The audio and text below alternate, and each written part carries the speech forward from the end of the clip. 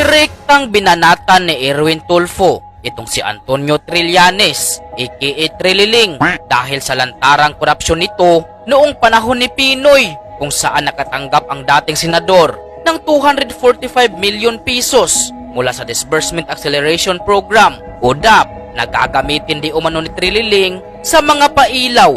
Subalit ang sinasabing pailaw ni Trililing ay ghost lights pala dahil hindi ito makita hanggang sa kasalukuyan.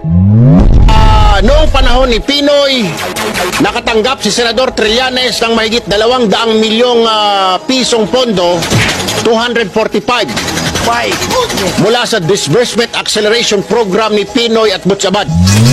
245 million. Alam niyo kung saan ginasta ni Trillanes yung 245? Ay, ginasta niya sa mga project sa hangin. Ghost. Wala akong pinatunguhan yung 245. Ang tanong ng Presidential Anti-Corruption Commission, saan mo raw ginasta ito, Senador Trillanes? Pakipaliwanag. Yung sinasabi mo na ilan sa mga ito ay para sa pailaw, hindi po makita hanggang sa mga oras na ito ng mga auditors ng Commission on Audit. Saan mo raw ginasta yung 245 million? Yan ang sinasabing gaba sa inyo, karma.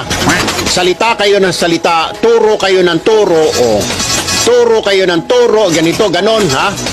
O, sasabihin nyo 245. Ako naman ang magtatanong sa'yo. Talo. Sorry.